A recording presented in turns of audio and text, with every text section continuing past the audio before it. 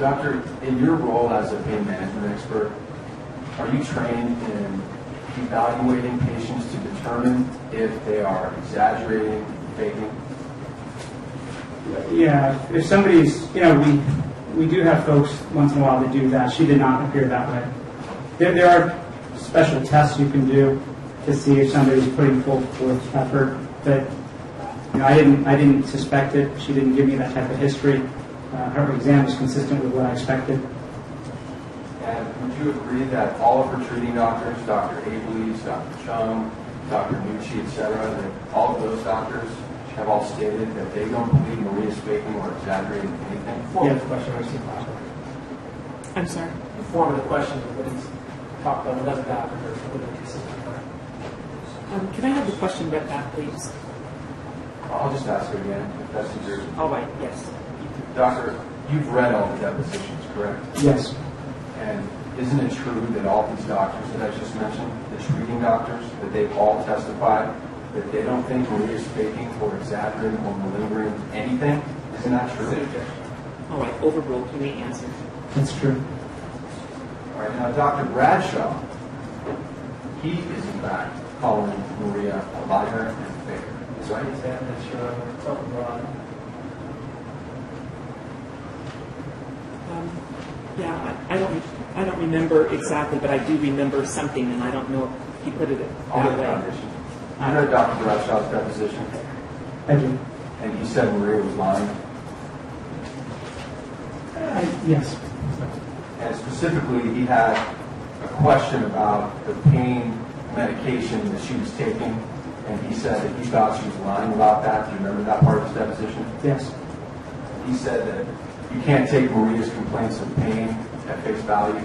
That's in his, Now, what are your thoughts about that?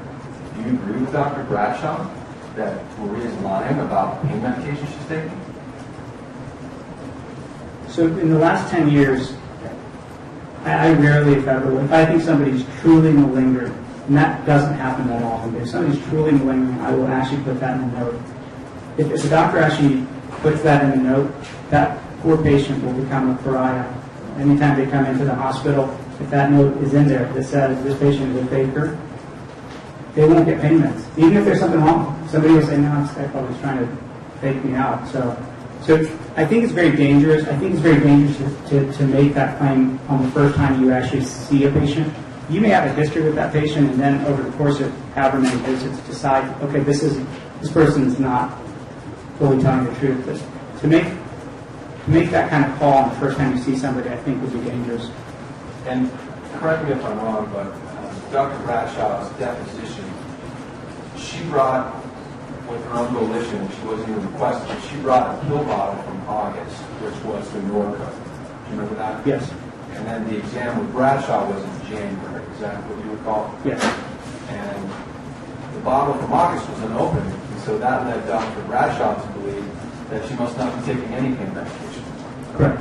Have you evaluated the prescription records to determine how many times Maria had been prescribed medications and what kind of medications and how much, etc., during that period of time? I have.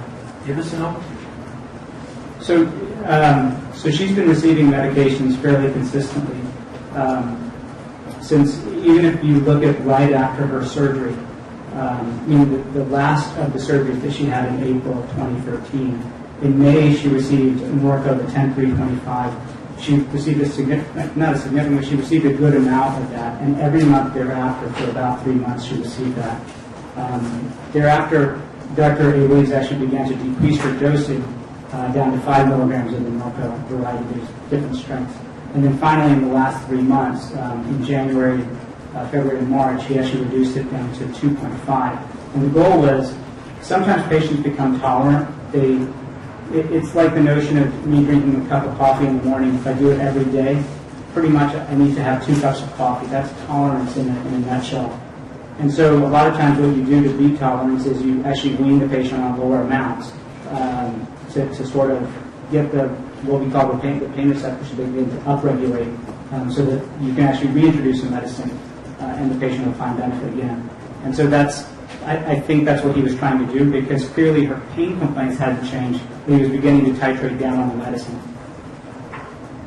Now, do you think that Dr. Bradshaw did an adequate physical exam? I think he. You don't want to talk. You don't want to say bad things about anybody else. His physical exam. I think the conclusions he drew from his physical exam are different than I would draw from his physical exam.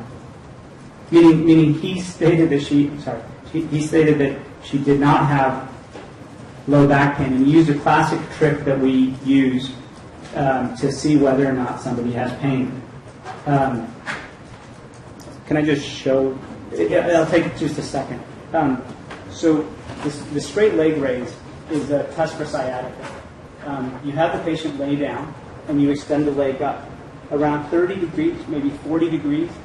You actually put enough pressure by raising the leg up that the disc begins to come backwards. The disc that is maybe herniated begins to push back a little bit more, and the nerve that's trying to get around it gets zinged, and so you feel burning pain shooting down the leg.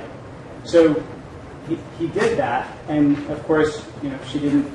She said she had pain, but that's a test for radicular pain that shoots down the leg. What she said was she had non-radiating pain, which is pain in the back.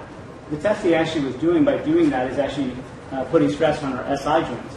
Also, if you have tight muscles from recent surgery, from not using them very well, you have a tight buttock or a tight hamstring, which most of us do, you'll notice that will begin pulling on the back muscles and beginning to cause pain.